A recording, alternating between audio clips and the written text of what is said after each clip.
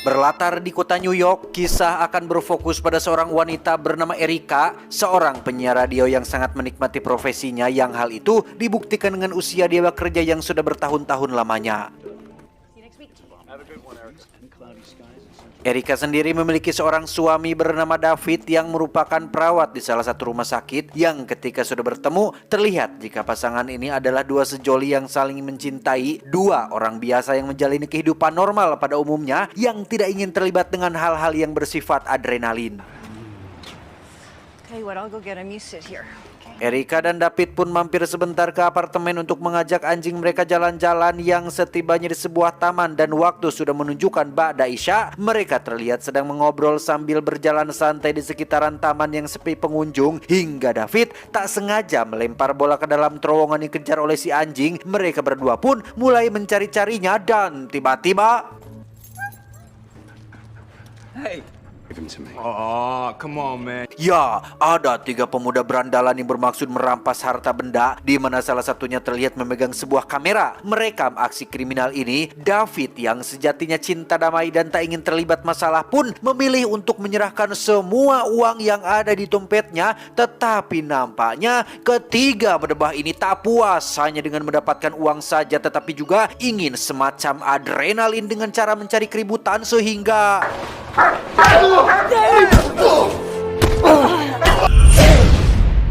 David dan Erika pun dilarikan ke rumah sakit dengan kondisi kritis. Nas, nyawa David tak tertolong akibat hantaman benda tumpul disertai tendangan yang menyebabkan kepalanya mengalami cedera fatal. Yang tepat di rumah sakit yang sama, kita akan diperkenalkan pada seorang detektif kepolisian bernama, kita panggil saja Bapak Detektif, yang sedang menangani kasus pembunuhan yang dilakukan oleh seorang suami bernama, kita panggil saja Pak Samsul, terhadap istrinya sendiri yang tewas dengan luka tembak di kepala. Sehingga malang nian si putrinya yang masih kecil, dan memang benar kata si Bayem sore bahwa lu punya duit, lu punya kuasa. Si Bapak Samsul yang seorang pengusaha kaya raya ini pun berhasil lolos dari jerat hukum, bahkan bisa dengan mudah mengambil hak asuh atas anaknya yang sebenarnya tidak worth it diurus oleh seseorang dengan mental seperti Bapak Samsul ini. And if she could.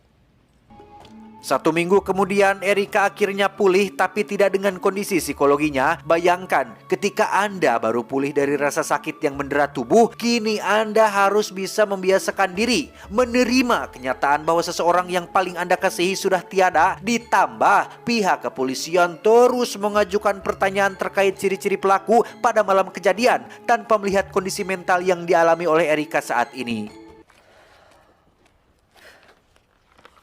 Singkat cerita, Erika pun sudah pulih 100%. Ia pulang ke apartemennya dengan sosok sang suami yang kini sudah tidak ada, sehingga hal itu lagi-lagi membuat Erika menjadi semakin terpuruk.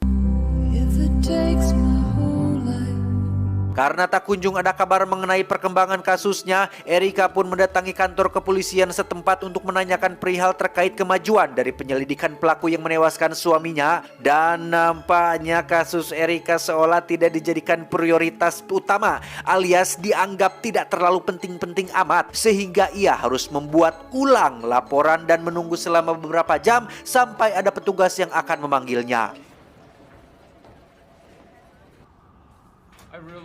Muak dengan hal ini, Erika pun memilih mantok dari sana dan pergi ke sebuah toko senjata api untuk membeli sepucuk pistol, yang karena membeli senjata tidak sama dengan membeli sebatang rokok ketengan di warung Teh Yuli. Erika pun keluar dari toko dengan penuh rasa kecewa sampai akhirnya ada seseorang yang menawarinya senjata ilegal dengan harga yang lebih miring.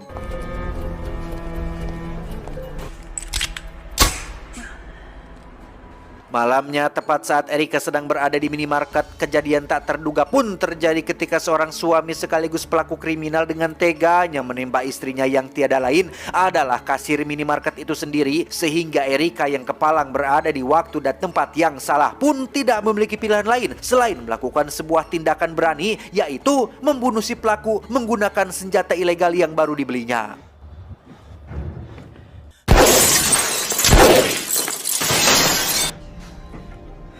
Untuk menghilangkan jejak barang bukti, Erika pun mengambil DVR atau data yang menyimpan rekaman kamera CCTV dan langsung pulang ke apartemennya untuk menenangkan diri dari pembunuhan pertama yang dilakukannya.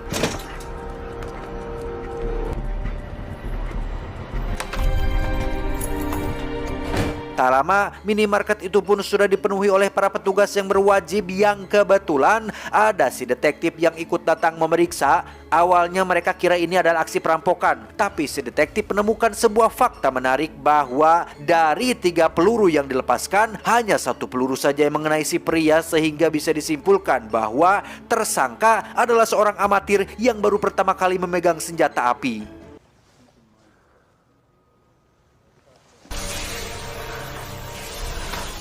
Keesokannya Erika terlihat sudah mulai melakukan aktivitasnya sebagai seorang penyiar radio yang setelah melalui hal-hal mengerikan di dalam hidupnya akhir-akhir ini, Erika pun mulai berani bersuara tentang betapa tidak amannya jalanan di kota New York. Alih-alih dikenal sebagai kota yang damai, aman, tentram, dan loh jinawi, faktanya banyak kejahatan yang terjadi di malam hari yang mungkin bisa menimpa siapa saja. And when it touches you, you know. Tepat larut malam sepulangnya Erika bekerja, lagi-lagi ia menyaksikan sebuah tindak kriminal saat 2 orang preman mengintimidasi bahkan merampas ponsel milik seorang pemuda, pun sama dengan penumpang lain yang merupakan ayah dan anak yang diusir keluar dari dalam kereta tersebut. Tersisa Erika yang terlihat masih duduk di pojokan. Sontak hal itu menarik perhatian kedua preman ini yang penasaran kok ada mbak-mbak yang masih bisa duduk tenang. Alih-alih ingin menakuti dan melakukan hal yang sama kepada penumpang sebelumnya, justru inilah yang menimpa kedua preman ini. Saat kereta berhenti di stasiun selanjutnya, Erika pun segera keluar sambil memikirkan tentang apa yang baru saja ia lakukan. Sudah 2 pembunuhan yang Erika lakukan, tapi anehnya pembunuhan kedua yang ia lakukan malam ini sama sekali tidak membuat dirinya merasa shock atau tangannya gemetaran pun sama sekali tidak ada. Yang ada justru malah rasa puas setelah membantu pihak kepolisian menyingkirkan sampah masyarakat, sehingga ia pun buru-buru pergi ke toilet untuk merubah sedikit penampilannya.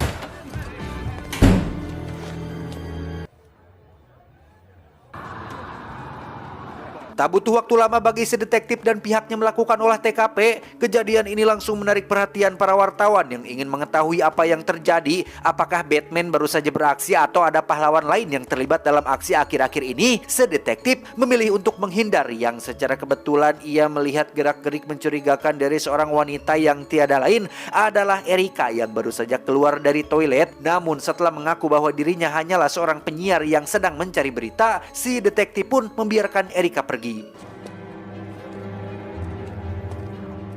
Keesokan paginya di kantor, si detektif yang penasaran dengan keberadaan Erika di stasiun pun menugaskan bawahannya untuk mengumpulkan saksi-saksi yang ada di 2 lokasi kejadian, yakni minimarket dan stasiun. Sementara ia sendiri memutuskan untuk langsung menemui Erika di tempat kerjanya, yang di situ terlihat Erika yang punya firasat akan ditanya-tanya pun mencoba untuk menghindar, tapi akhirnya si detektif berhasil mendapatkannya juga.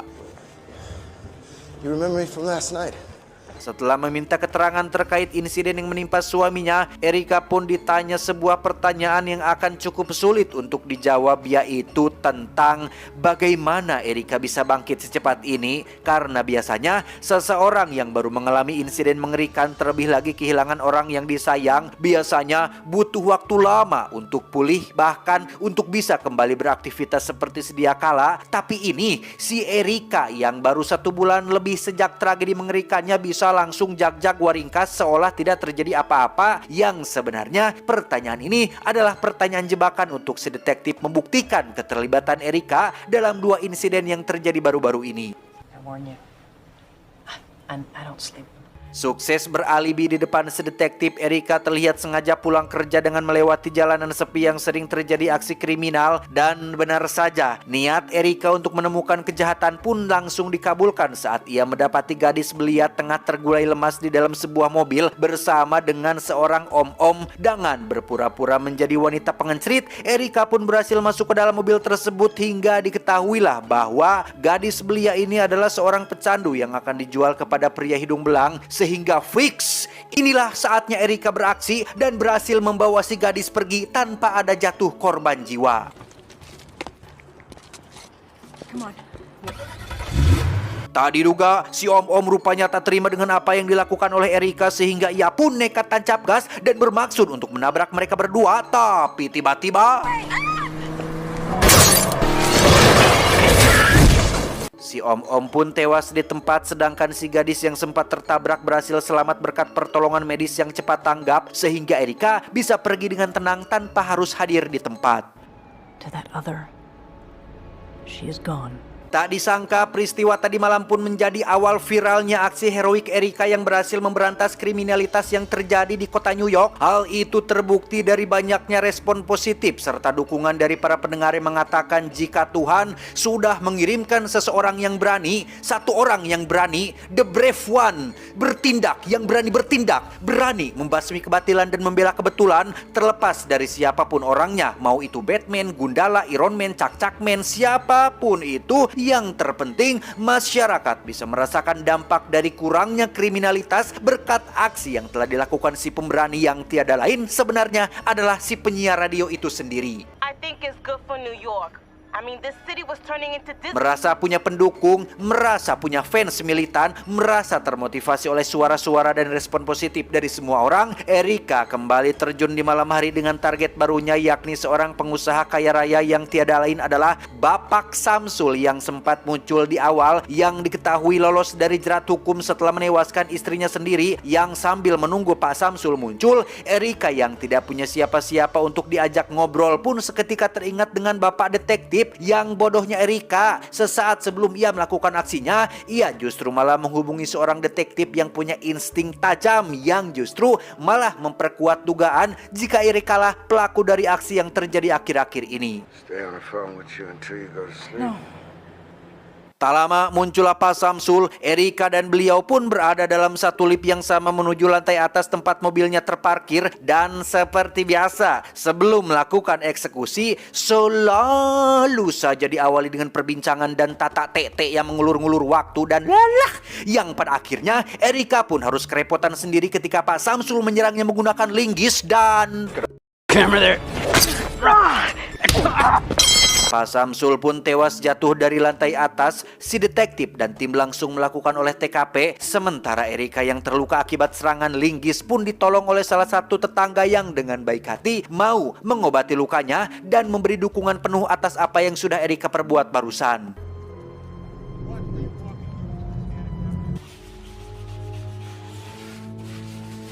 Keesokannya, sedetektif tiba-tiba menghubungi Erika dan janjian untuk ketemuan di salah satu rumah sakit. Yang setibanya di sana, betapa terkejutnya dan paniknya Erika saat melihat si gadis belia yang sempat diselamatkannya. Dengan dalih meminta bantuan Erika untuk meliput kesaksian dari si gadis, Bapak Detektif sebenarnya sedang mencoba untuk menjebak sekaligus membuktikan dugaannya terhadap Erika. Tapi hasilnya benar-benar mengejutkan karena si gadis sedikit pun tidak membongkar tentang sosok Erika dan mengaku tidak melihat siapa-siapa pada malam kejadian. I'm sorry that I... Dan lagi, Bapak Detektif belum berhasil membuktikan kecurigaannya terhadap Erika. Namun hal itu tidak sedikit pun menyurutkan dugaannya, bahkan keyakinannya pun semakin kuat saat salah satu penumpang kereta, yakni si pemuda yang ponselnya sempat dirampas, memberikan keterangan lengkap dengan ciri-ciri Erika yang ada pada malam kejadian. Again? It was smooth. It's often difficult, especially for people under 20, to recall something unique. Sorenya, Bapak Detektif menemui Erika di apartemennya. Ia datang ke sini untuk mengembalikan cincin kawin mendiang suaminya yang sempat dirampas oleh salah satu pelaku, sekaligus memberikan kabar baik bahwa pihaknya telah berhasil menangkap beberapa penjahat yang diantaranya diduga adalah pelaku yang terlibat dalam aksi pembunuhan suaminya, sehingga Erika pun diminta untuk melakukan pengenalan wajah terhadap para terduga tersebut. You're going to view 5 subjects and then I'm going to ask you 3 questions. Dan ya, tak mudah bagi Erika untuk bisa melupakan bebenguk atau wajah dari para pelaku yang telah mengambil suami tercintanya. Salah satunya adalah pria berkepala pelontos bernama Reed Sardina ini, yang masih saja berlagak petantang, petenteng, songong, selengean, polontong atuh. Namun keputusan mengejutkan pun diambil oleh Erika ketika ia memilih untuk berpura-pura tidak ingat wajah pelaku, karena akan sangat enak sekali apabila bedebah-bedebah ini hanya mendekam di penjara dengan hukuman sekian tahun. Belum lagi ada bermacam-macam keringanan dengan alasan hak asasi manusia dan ini itulah, sehingga daripada ketiga pelaku makan, tidur, ngudu dan ketawa ketiwi di dalam penjara, Erika memilih untuk melepaskannya sambil menunggu waktu yang pas untuk membalas perbuatan mereka dengan tangannya sendiri. Berdasarkan informasi dari detektif yang mengatakan jika mereka menyita cincin kawin suaminya dari salah satu toko perhiasan yang dijual oleh pacar si pelaku, Erika pun mulai melakukan penyelidikan mandiri dengan cara mendatangi satu persatu toko perhiasan yang ada di wilayah ini hingga didapatkanlah sebuah toko yang memiliki nama dan alamat lengkap dari pacar si pelaku yang dimaksud. Please get the out of here. Dan ketemulah pacar si pelaku yang tinggal di salah satu kontrakan kumuh. Erika mencoba menanyakan alamat pacarnya, namun karena si gadis terlalu takut dengan sifat intimidasi yang sering dilakukan oleh si pelaku, ia pun menolak memberikan apa yang Erika mau. Phone number. No, tell me where he is! Di tengah keputusasaan itulah muncul keajaiban ketika si gadis memberikan alamat pacarnya secara cuma-cuma, lengkap dengan rekaman video penganiayaan terhadap mendiang suaminya, sehingga alangkah tidak kuatnya hati ini saat harus mengingat kembali momen menyakitkan waktu itu. Sampailah Erika pada tahap akhir balas dendamnya, ia pun segera mengirimkan rekaman video itu pada bapak detektif dengan kata selamat tinggal. Sadar jika Erika akan mengakhiri aksinya, ia pun segera berlari mencegah hal itu terjadi.